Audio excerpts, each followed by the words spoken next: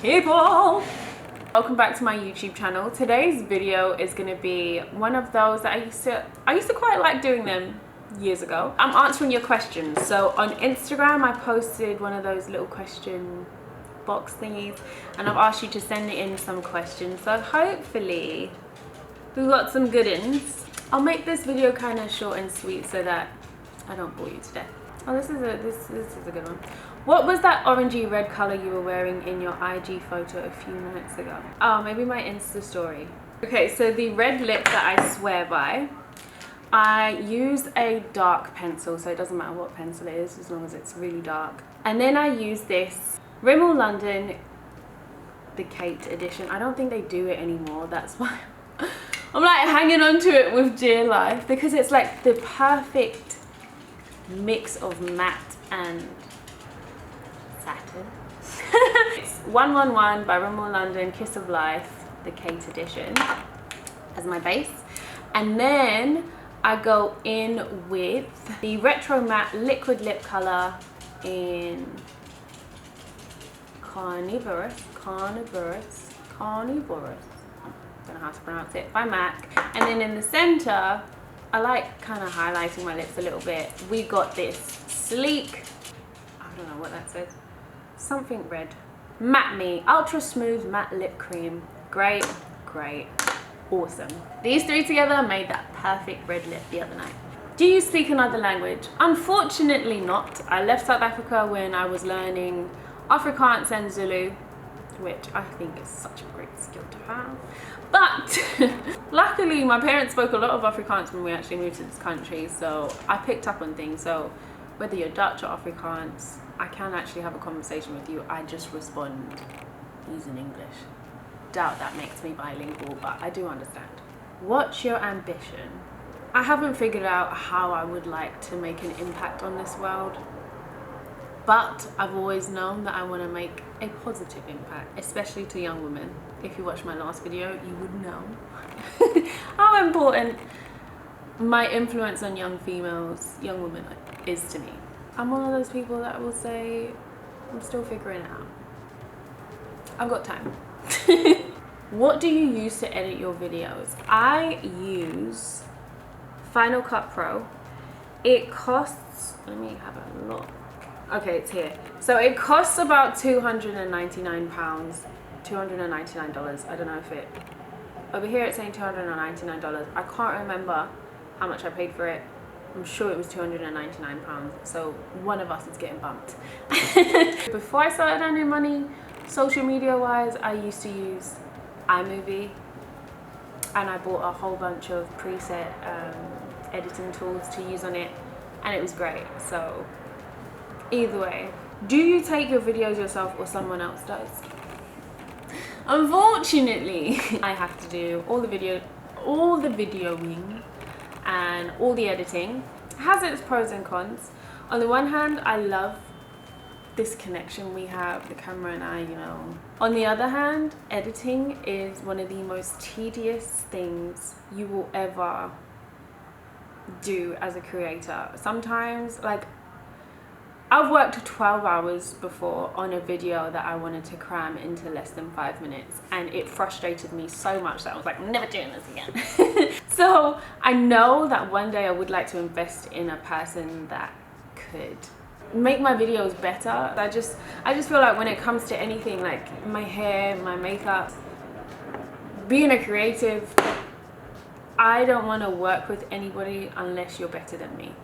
I want to be able to learn from you, if that makes sense. It will take a major weight off my shoulders in being able to trust someone else to do a better job than I can. Why aren't you consistent anymore with your videos on YouTube? Thank you for asking this. It's my own fault. I always say consistency is the key to growth on YouTube, and I haven't practiced what I preached.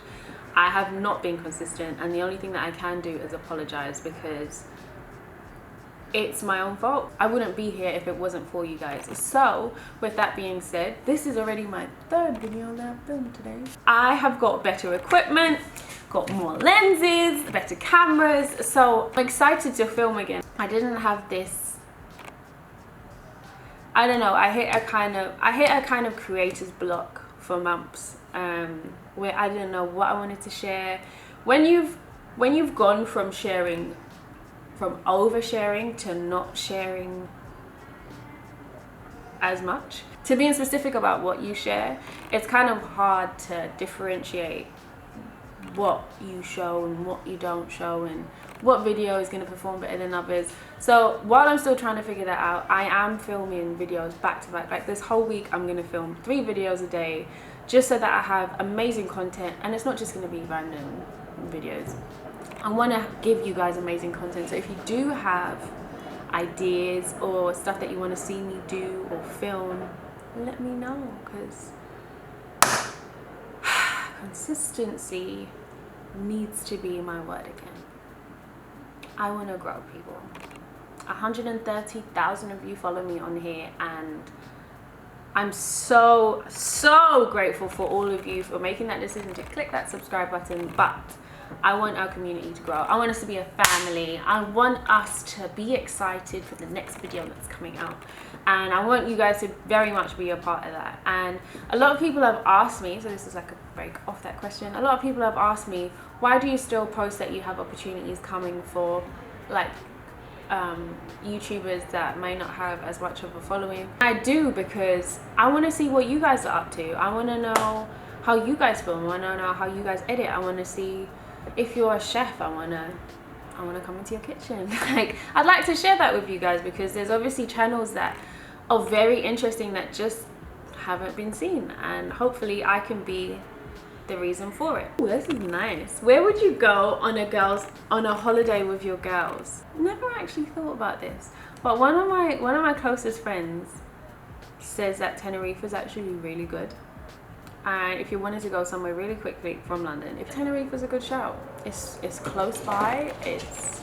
You're not gonna have to fork out an arm and a leg to go, and be there and back in no time. It's a good shout. Can you please do a day in the life video, Queen? Oh, that is so sweet. Unfortunately, I don't feel like my life is like popping right now. Perhaps towards the end of the year, there's going to be a lot of events, a lot of things to do, a lot of things to accomplish. So give me about a month or so. I'll see what I can do for you guys. How do you keep your love life private after having a previous public one? You just don't share. I feel better about it.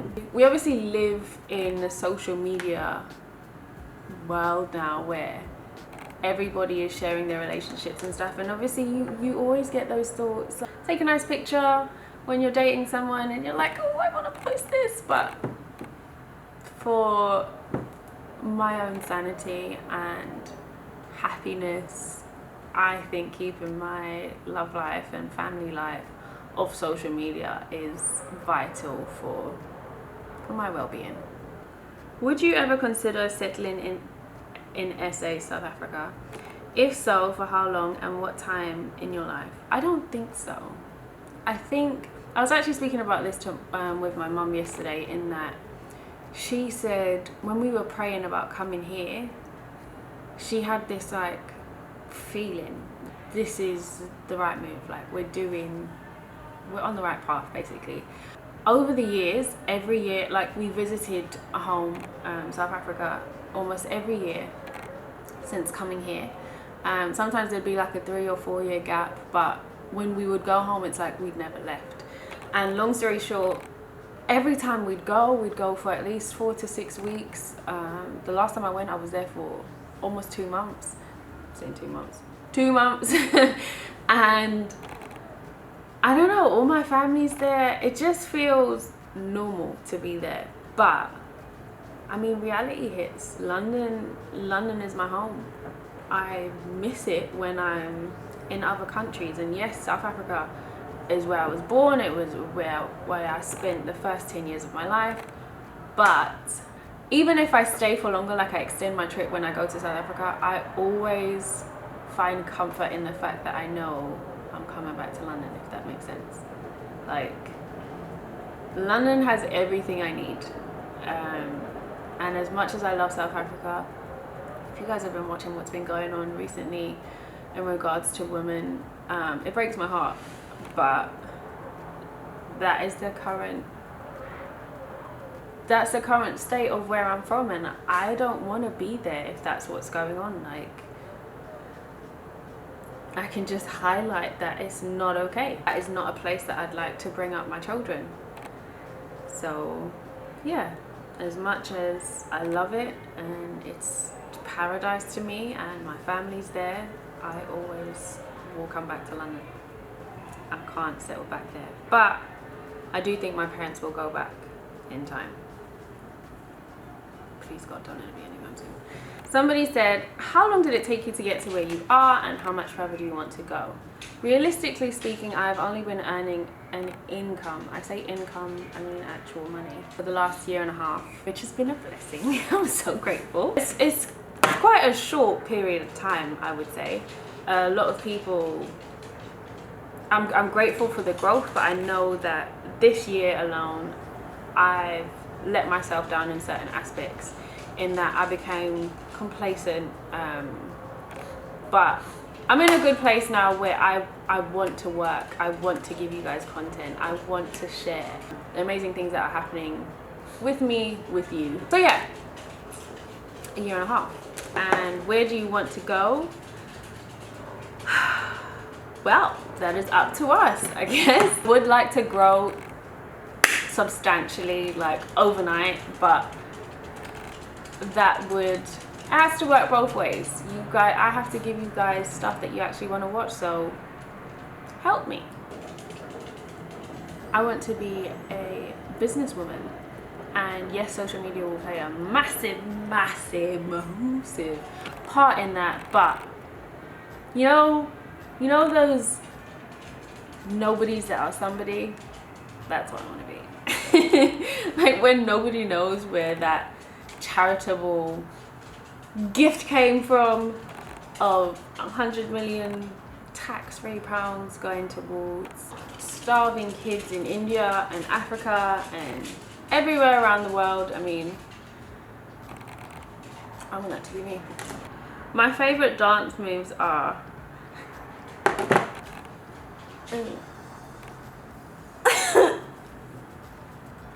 wish I could do it. Okay, yeah, I don't actually have a dance move. My mom's favorite one is the twist. Come on, let's twist again, like we did last summer. How long did it take you to grow your hair? I've already filmed my healthy hair journey video. If you haven't seen that, go and see it. But I saw some funny comments where people were like, you've obviously got extensions in there because I can see the different textures. I mean, this is called a journey for a reason. There's obviously going to be different lengths, especially when your hair's curly, different lengths, different textures while it grows out. And I can assure you, it is all mine. There is no extensions, which I am grateful for. Let's make this slow motion out. So grateful. Sorry to burst your bubble, but I have long hair that I'm looking after.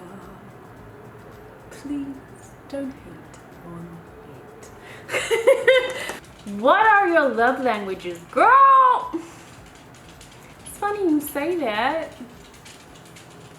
I was just looking at my love languages yesterday, and I will tell you mine. So in order, I genuinely thought that the first one would be words of affirmation. This to me is so important. Actions don't always speak louder than words. If this is your love language, unsolicited compliments mean the world to you. Hearing the words I love you are important. Yes, not just love you. Insults can leave you shattered and are not easily forgotten. Kind, encouraging, and positive words are truly life-giving. I swear that's meant to be my top one, because I like clarity. Like, if we're in a relationship or we're dating, I like knowing where I stand with you. Like, I don't want you in an Ari and like so like affirm that we're together. Affirm your thoughts about me. Like, let me know what's on your mind. I thought that would be my top one, but it wasn't. Apparently, acts of service was the top one. So that's like, apparently I get happy over like if you do the vacuuming for me. But, okay. So like doing something that I haven't asked you to do, but you do it. That's an act of service. So I get it, because I do appreciate stuff like that. I'm like, you didn't need to do that, but you did it. Third is quality time. I love quality time. We can sit and do nothing and relaxing nothingness, but I love it. Like, I don't know if you've seen the memes, but I'm the girl that gets excited over getting in the car with you and going to the corner shop. Like, it's quality time. I love it. I don't need gifts. Everybody loves receiving gifts, but I don't have any wants. So giving me a gift, I'm so sentimental. I will cherish that gift forever. But it's not like a necessity to please me, if that makes sense. Like, that's why it's so low down. It says don't mistake this love language for materialism. Like I said, everyone loves to receive gifts. The receiver of gifts thrives on the love, thoughtfulness, and effort behind the gift. I do appreciate the thought behind the gift. And last one is physical touch. Oh, Nakita, I love you. Apparently that's the last one. A person whose primary language is physical touch is surprisingly not very touchy.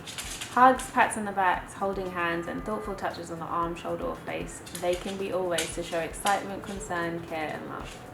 Someone asked, how many times do you gym in a week? I have completely like switched up my gym routine because I was boring myself to death.